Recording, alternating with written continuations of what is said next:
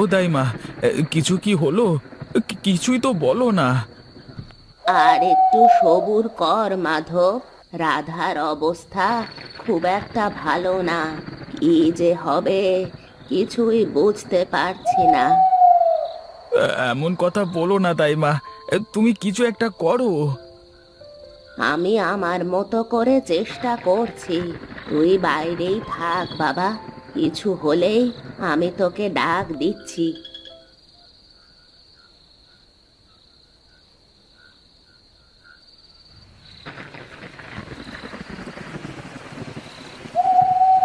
দেখ মাধব, দেখ কেমন ফুটফুটে মেয়ে হয়েছে তোর। কি মেয়ে হয়েছে? রাধা কেমন আছে? অনেক চেষ্টা করলাম, কিন্তু কিছুতেই রাধাকে বাঁচাতে পারলাম না। আমাকে তুই মাফ করে দে বাবা। না, এ হতে পারে না। তুমি আমাকে ছেড়ে যেতে পারো না রাধা। তুমি আমাকে ছেড়ে যেতে পারো না। তুমি তো নেই, এই বাচ্চা দিয়ে আমি কি করব? এই বাচ্চাকে আমি কি করে লালন পালন করব রাধা? না, আমি এই বাচ্চা পালতে পারবো না। তুমি ছাড়া আমিও থাকতে পারবো না। এক্ষুনি আমি এই বাচ্চাকে নদীতে ফেলে আসবো।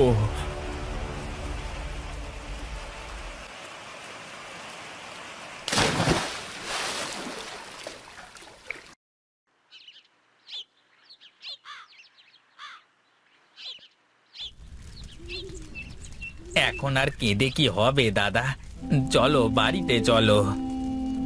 আমার যে সব কিছু শেষ হয়ে গেল রে রমেশ, আমার আর কিছুই রইলো না। তুমি আগে বাড়িতে চলো। এখন তো তোমাকে শক্ত হতে হবে, তোমাকে আবার ঘুরে দাঁড়াতে হবে। আমি পারবো না রে রমেশ, আমি পারবো না। তুই আমাকে এখানেই রেখে যা। আমি আমার রাধার কাছেই থাকতে চাই।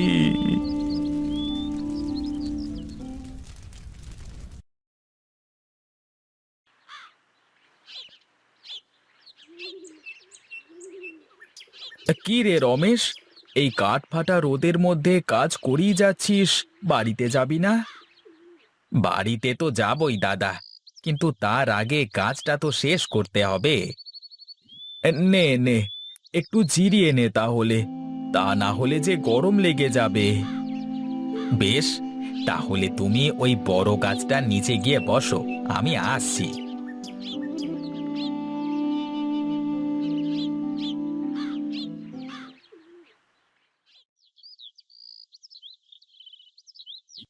দাদা, একটা কথা বলবো? কি বলবি? বলে ফেল দেখি। দাদা, মাঠের সব ফসল কেমন পোড়া মনে হচ্ছে। আমার কাছে বিষয়টা ভালো লাগছে না জানো। আরে, দুদিন আগে বৃষ্টি হয়েছে, তার উপর এই চড়া রোদ, তাই একটু আগাগুলো পুড়তে শুরু করেছে। আস্তে আস্তে ঠিক হয়ে যাবে। তাই যেন হয় দাদা, আমার তো খুব ভয় হচ্ছে। মাঠে তো শুধু তোর একার ফসল না, আমাদের সবারই তো ফসল আছে, তাহলে এত চিন্তা করিস নে। কি করব দাদা, এই চাষবাস করি তো সংসারটা চালাই, আর তো কোনো উপায় নেই। আমার মতো হলে তো আর কোনো সমস্যা নেই, চালচুলোহীন একজন মানুষ। আহ, আমি বলি কি দাদা, তুমি আর একটা বিয়ে করো, এভাবে আর কতদিন থাকবে? না রে রমেশ, আর বিয়ে করব না। আমার জীবনে আমি রাধাকে ছাড়া আর কাউকে ভাবতে পারি না। আচ্ছা দাদা, তা না হয় হলো, কিন্তু একটা কথা আমার মাথায় আসছে না। কি কথা বল দেখি।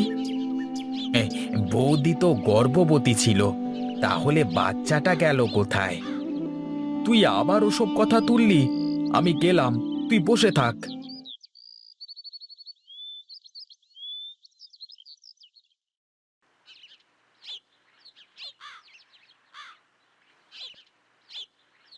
কি গো, তুমি এত তাড়াতাড়ি মাঠ থেকে চলে আসলে যে? কাজ কি শেষ? আর বলো না গিন্নি, মাঠে যা রোদ, এই রোদে টিকে থাকাটাই কষ্টকর গো। মাঠের কাজে তো এইটুকু কষ্ট হবেই গো। ও গো, একটা কথা কি শুনেছো? কোনো কথাই শুনিনি, তবে সব কথাই শুনবো। তুমি আগে দুটো খাওয়ার ব্যবস্থা করো দেখি। ঠিক আছে, তুমি তাহলে হাত মুখ ধুয়ে এসে বসো, আমি খেতে দিচ্ছি।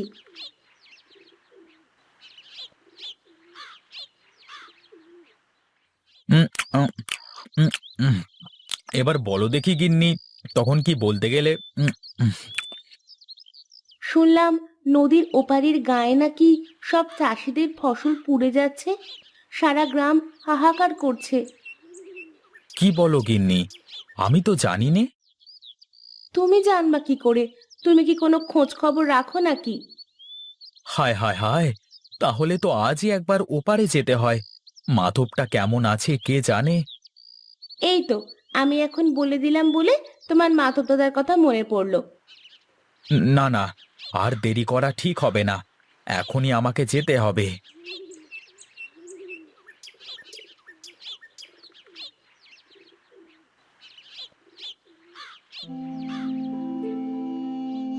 এসব কি করে হলো মাধব?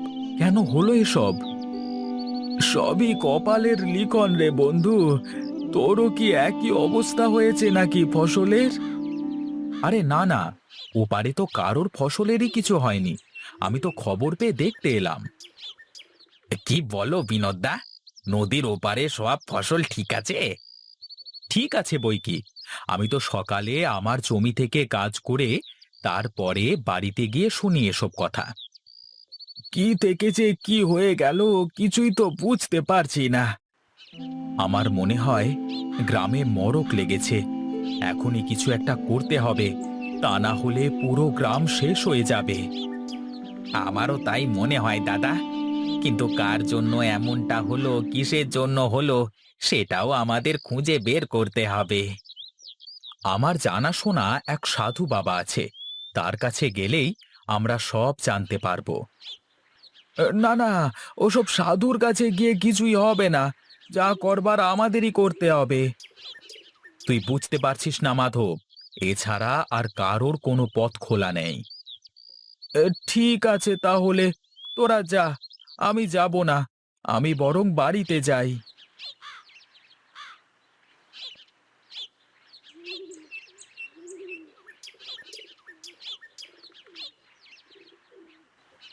আরে দাইমা, তুমি হঠাৎ এতদিন পরে কি মনে করে আসলে?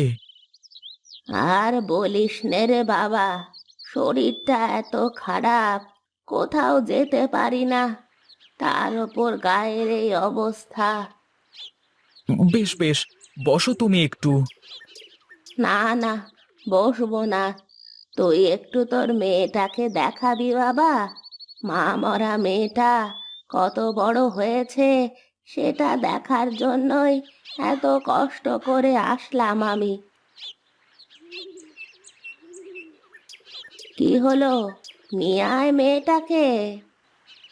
আসলে বুড়িমা, আমি তো মেয়েকে ওর নানি বাড়িতে রেখে এসেছি, তাই তুমি অন্য দিন এসো, ঠিক দেখাবো।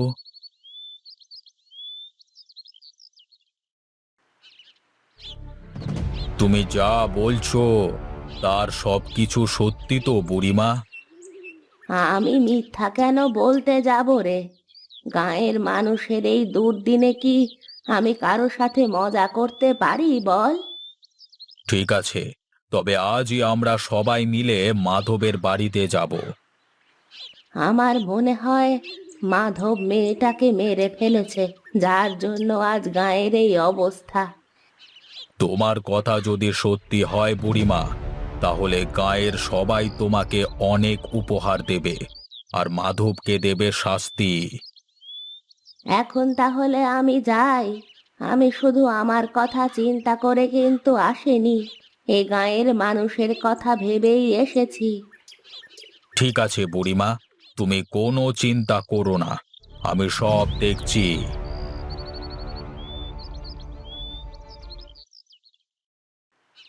ওরে পাপী, দুষ্ট পাপী, একমাত্র ওই অধমের জন্যই আজ তোদের এই দুর্দশা।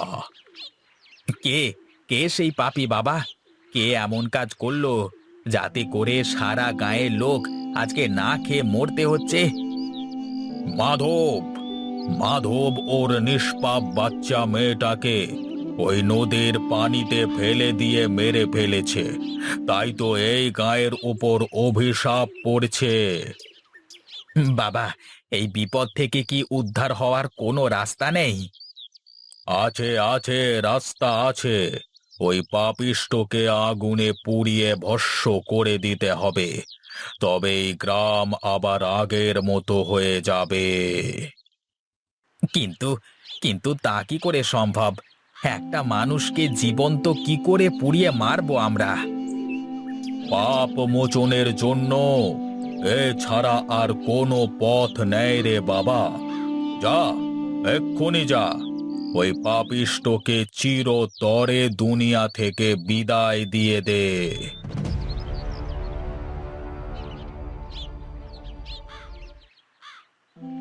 কেন করলি তুই এমন মাধব? কেন? এছাড়া যে আমার মাথায় তখন আর কিছুই কাজ করেনি বন্ধু। আমি কি করব বল? এত বড় বিপদ তুই আমাকে বলতে পারতিস, আমি তোর পাশে দাঁড়াতাম। রাধাকে ছেড়ে আমি ওই বাচ্চাকে কিভাবে মানুষ করতাম বল আমাকে? ওকে মানুষ করবার জন্য তো মালতী ছিল। তুই শুধু একবার বলতিস আমাকে, আজকে তোর জন্য পুরো গাঁয়ের মানুষের এত বড় ক্ষতি হলো। এসব যদি আমার জন্য হয়ে থাকে তাহলে এর প্রতিদানও আমি দেব। পাগলামি করিস নে মাধব, চল, আমি তোকে অনেক দূরে নিয়ে যাব। গায়ের সবকিছু আস্তে আস্তে ঠিক হয়ে যাবে। কিছুই ঠিক হবে না বিনোদ, যা তুই এখান থেকে চলে যা।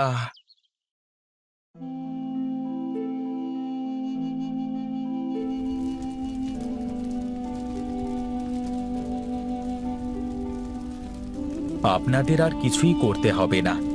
যার ভুল সে নিজেই বুঝতে পেরেছে, তাই তো পাগলটা নিজেই নিজের জীবন শেষ করে দিল।